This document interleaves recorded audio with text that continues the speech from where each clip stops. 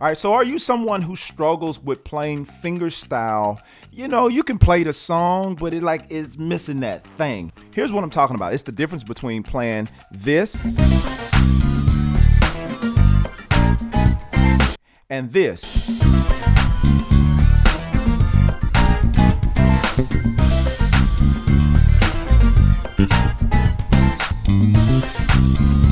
So in today's lesson, I'm gonna show you exactly how to attain that extra little thing you've been listening for. So be sure to hang around all the way to the end of this lesson, because I'm gonna give you 3 tips that's gonna completely transform your fingerstyle bass playing. So stay tuned.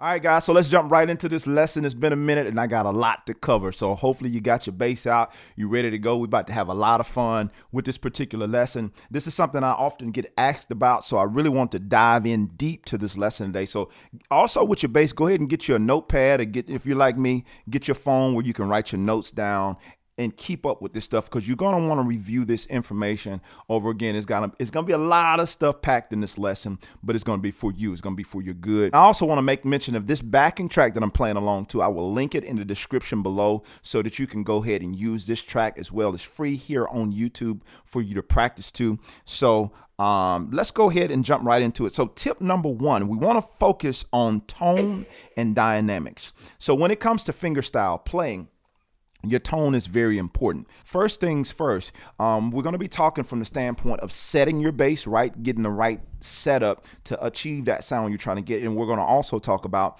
your fingers and making sure you're doing the right thing with your fingers to get the tone that you're going for. So for me, I set my bass pretty flat when it comes to, I know I'm going to be doing a lot of fingerstyle playing, but as a rule of thumb for me, if I'm playing with a group or something, I know I'm going to be switching off. I typically try to set it in a way that I can either play finger tone or slap or thump, and it still comes through pretty clear. Now my high end, again, my high end is sitting flat. My mid boost is sitting flat. If you have a mid boost on your bass, my bass low end is crunk all the way up. I got, I keep the bottom in there, right? But as far as my EQ settings, I'm toggling between my high end, generally speaking. My mid is set kind of where it is. The only time I really crank my mid-range up is when I know I'm going to be doing more solo type stuff. If I know I'm going to be doing more Jocko style playing on the particular group.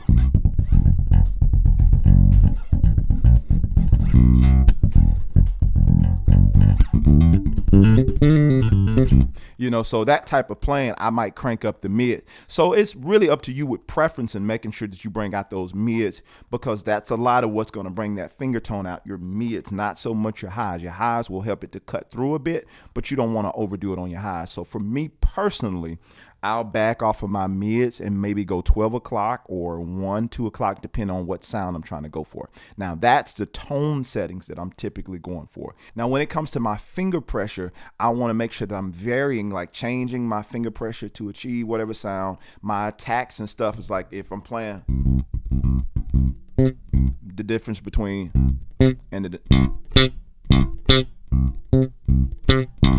I want to make sure that I'm changing and adjusting that finger pressure based on what I'm going for, because a lot of times you might be trying to set your bass based on something you heard somebody else do, and it's not so much their settings that's achieving the sound by themselves, but it's more so how they're attacking with their right hand.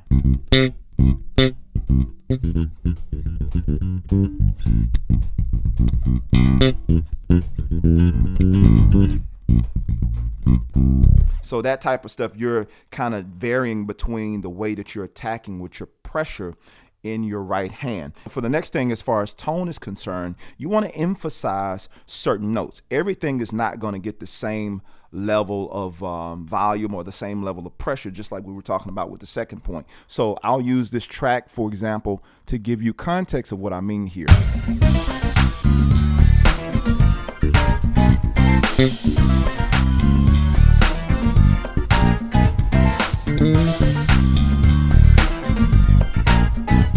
So some of those notes are standing out a little bit more than others. So like, for instance, my ghost notes that are in between. like that first downbeat,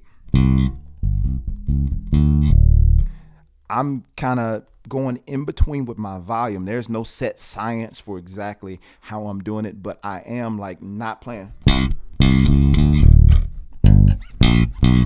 There are dynamics. So the biggest thing, you want to make sure that you're controlling your dynamics as you're playing whatever the groove is. I'm just playing on this particular groove, but you want to make sure that you're having some type of dynamic control, because the difference in the sound of the notes can often affect the feel. So right here, even with the ghost notes,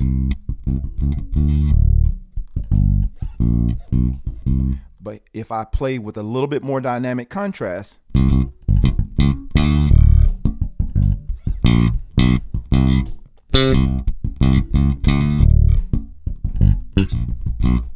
the more,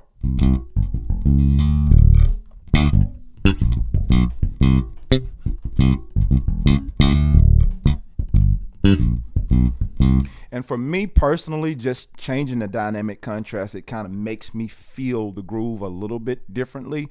These are subtle differences, but these are things I want you to be aware of, because they're definitely going to affect the feel and the way that you're playing the groove. All right, so for the tip number 2, master finger independence and dexterity. I know that's the thing that most people want to get to, because yeah, those dynamics and all that stuff is good, but do me a favor, don't skip past any of the stuff that I'm saying, because it's all equally important as it pertains to the feel and the way that your groove comes across. All right, so for the first thing with that, you want to practice interval exercises. So these are some things that I've done that personally work for me. If you find something that works a little better for you, by all means, do what works for you. So here in the key of C, here's an interval exercise that I'll do. And let me say this, by the way, because I have to address some of my people in the comments sometimes that come back and comment on these videos. Hey, you were moving too fast. You were doing this. Listen, with these videos, I want to equip you, number one, and give you the things that you need. But simultaneously, I don't want to be a crutch for anybody, because in the real world of bass playing and doing this,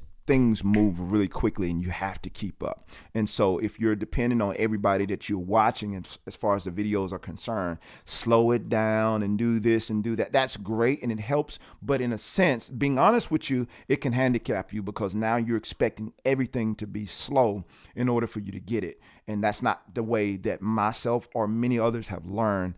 So I'm encouraging you guys to keep up, so to speak, when I do these exercises. You have the option with YouTube here to go back and slow it down if it's too fast for you, but I'm going to try to go at a comfortable speed, but not too slow, by the way. So here's the interval exercise I like to do using like thirds. 1 to the 3, 2 to the 4, and so on. So we're doing those intervals of thirds. So again, I'll do it slow.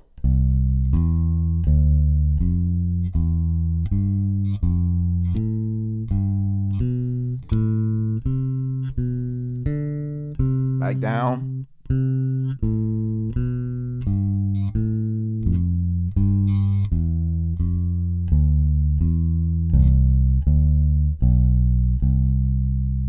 Right? And so if you need to see that again, just slow it down with the YouTube feature. I'll do it a little faster so you can hear it in context.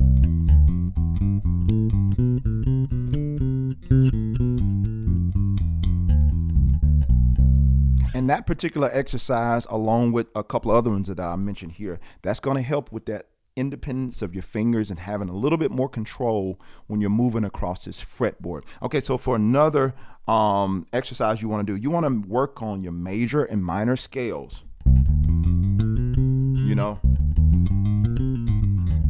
You know, and so those major and minor scales, you want to work on those. And also, as you're working on all of these, work on the thing we were talking about, implementing, emphasizing notes and working on that finger pressure, even with using the scales. So like different things like that. We're not playing every note even every time, which there's nothing wrong with that, but you want to work on even in your exercising. So even with like playing the major scale,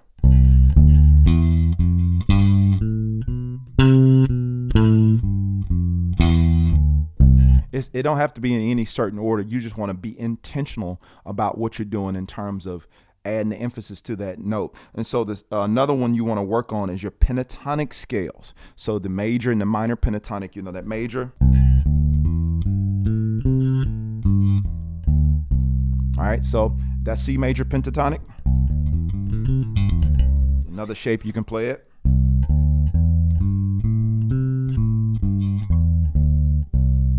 Right? And so another one you want to do is the minor pentatonic. Yeah, like C minor pentatonic.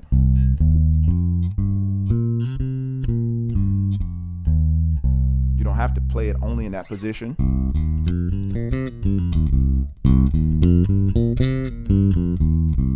Right? So that's another one you can do. And I would start mixing and matching those scales. So I would maybe create a sequence, create your own sequence. Like, for example, I'll do this one kind of slow where we're mixing all of the scales together. So major, minor, pentatonic, minor,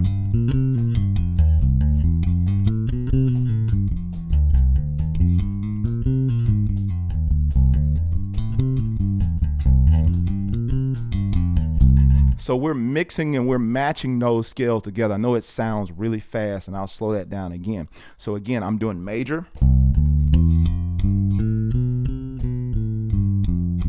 minor, major pentatonic, minor pentatonic, right? And I'm just not stopping in between. And I'm just, again, this exercise is for dexterity and finger independence. And these are some things you're going to really want to work on and be comfortable with as it pertains to getting that thing, adding that thing to your groove, because these are things you want to, when I talk about the term master, the mastery term that I'm using is being able to do it without the use of having to think about it, right? Without the use of conscious resources. You're not having to think about what you're doing. You're mastering this thing. It's kind of like tying your shoe. You can do this without thinking about it. That doesn't mean you're a master shoe tire, meaning like you can tie all these crazy and fancy things. When we're talking about mastery, we're simply talking about being able to do this without having to think about it. Because the more you're having to think when you're playing, the less you're going to be able to say musically. Because you're so busy trying to make sure you're doing everything right. You're overthinking, and chances are you're going to mess up a lot more than you should because you haven't mastered these particular things. But when it's something you've actually mastered, you can move through it fairly quickly. So the last thing you want to do as far as that is concerned is play the chromatic scale. You can do that.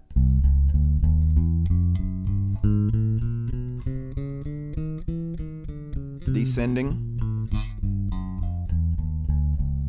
So if any of you guys are not familiar with that terminology, chromatic is basically playing all the notes, simply playing all the notes. And so we're shifting every time we go to the next string. Shift, shift, shift. And then we shift over one and descend. Shift, shift, shift. Back to one, okay? So we'll do it again, slower. Shift, shift, shift, descend. We're just doing it backwards.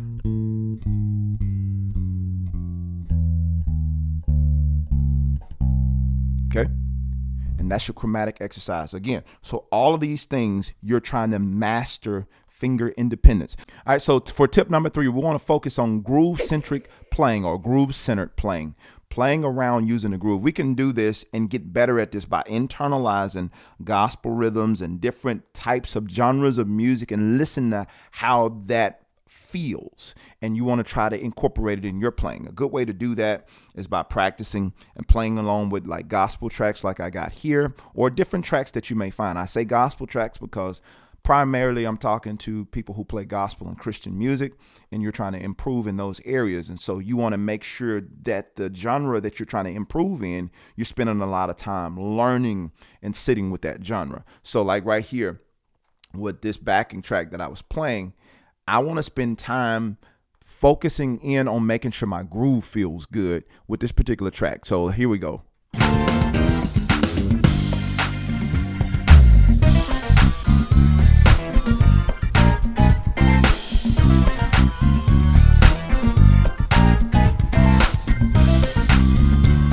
All right, so before we move too far into that, what's making my groove feel different from just playing? Because that's the meat and potatoes of the bass line. Of any bass line, there's a meat and potatoes, and then that's the other stuff. Remember, I tell you guys, there's 3 levels of learning. If you haven't heard me say this before, the level 1 is just learning the meat and potatoes of the groove. And that's, let's go, 1, 2, that's more meat and potatoes. So technically, this would be more level 2.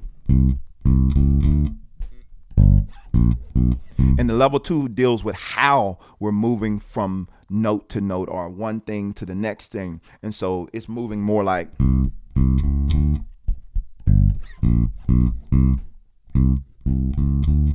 But the level 3 gets into more of the detail, which is the part I want to talk to you guys about now. What makes this groove feel different from. So let me play that in context to let you hear the difference. Simple. This is like level 2.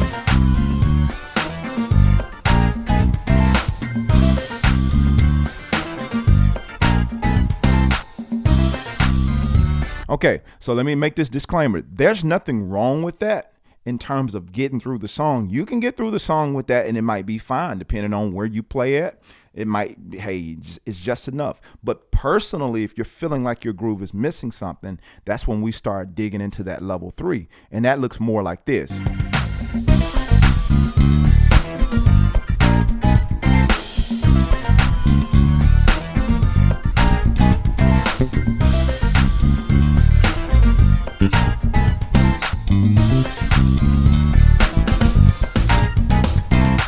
So level 3 deals more with the detail and the stuff in between that's happening that makes the groove feel really, really good. So what I'm doing there, and again, goes back to all of that, the way we're playing and approaching the notes, making sure that we have that independence in our hands. So we're not thinking about what we're doing here. We're just doing it. And so when we can hear what that sounds like. So for example, I'm going.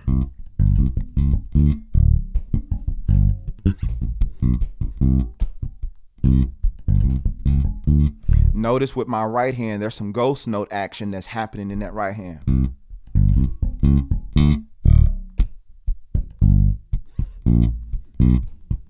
Notice I'm subdividing each thing that I'm playing. Boom, ba ba ba ba ba bum bum, ba bum. Bum, bum, bum, bum, like I'm at ticket 1D and a 2E and a 3E and a 4E, and like I'm accenting the things in between. So when I'm counting that out, 1E and a 2E and a 3E, I'm assigning a syllable to each one of the beats in between the notes. You don't have to think about all of that, but I'm just giving you the context, the theory behind what I'm doing. I'm subdividing 1E and a, 2E and a, 3E and a, 4E and a. And so with all of those syllables, I'm picking out of that, those succinct notes, I'm picking out of those which ones I want to add something to.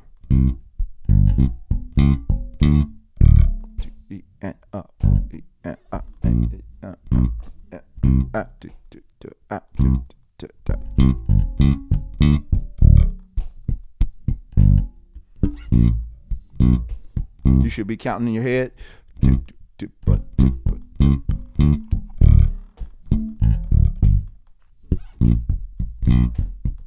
And so now when we speed that up, it sounds more like.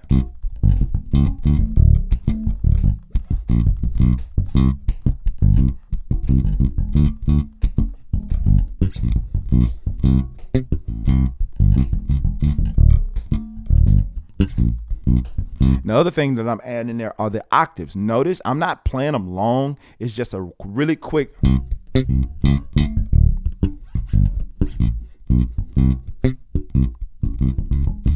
And it's not, again, it's one of those things you just kind of sparingly add them in as they fit. With the context of the groove, you'll just kind of feel it out where it goes when you're playing it really fast.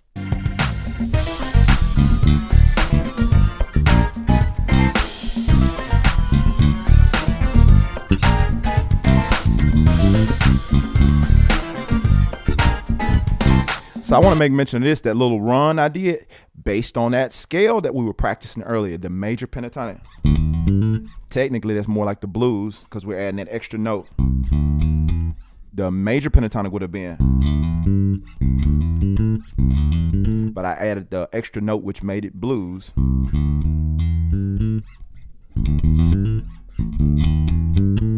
Like that chromatic. 5/6. Walking from that 2. We're in the key of C.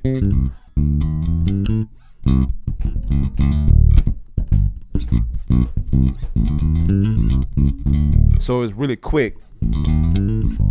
And so I didn't have to think about doing that again because I mastered that and I just pulled it out because it's already in my arsenal. It's something that I don't have to think about. So just showing you guys in context why it's important to master those certain things because they're going to give you what you're looking for. This pretty much is going to wrap it up for this lesson. The last point I want to make is you want to focus on playing pocket. Notice we didn't get into a lot of riffs and runs and that kind of thing because we're working on trying to improve our fingerstyle, and that doesn't necessarily mean we're playing a whole bunch of runs because we're playing fingerstyle. Now you can work on incorporating the runs and things in there as you go, as you grow, but the biggest thing, you want to be groove-centric. You want to be focused on making sure your groove is really, really strong. So if you go back through the foundational elements of this lesson that we've talked about at the very beginning and all the way throughout this lesson and implement these things, you're going to start to hear a difference in your playing. Be sure you don't skip over these things because you'll just end up having to go back and learn them. Because trust me, many people who play this way, they didn't necessarily follow this formula, but if we had to put it into a formula, this would be, to me, more ideal, the thing you want to do in terms of improving in these areas and shaving off the time. Ultimately, I want to help you guys shave off the time. Whatever you do is going to take a while to get this stuff down packed, but with the formula that I'm giving you guys, it's going to shave off a lot of that time that it would have taken you. It took me years to figure this stuff out, but if you go back and study this video over and over again, I guarantee you're going to be way ahead of the game, way ahead of the curve, and way ahead of where you would have been had you not did this work and put in the effort on your own. I appreciate you guys being here. Again, I'm Jermaine Morgan. If you want more of these type lessons, I have stuff that's available on my website. I'm not asking you to go get it, but it is available for you guys who want to learn and take your playing to another level. I have something on the site geared towards gospel playing and Christian based, that kind of thing. If you want to dig deeper into that, visit JermaineMorgan.net. There you'll find all of those resources that's available to you who want it or who feel like you need it. But other than that, guys, I appreciate you hanging out with me today. I gotta go. I'm out. I'll see you on the next lesson. Be sure to leave a comment. Let me know if this was helpful for you, and be sure to share this with somebody that you think this will be helpful for. If you're not already following this channel, be sure to subscribe, hit that bell notification so you know when I put out new content. I'm also on Instagram at JMorganBass. So if you're not following me there, be sure to follow me there as well. And I'll be back with more content for you guys. Thank you for hanging out with me today. I'm out. Peace.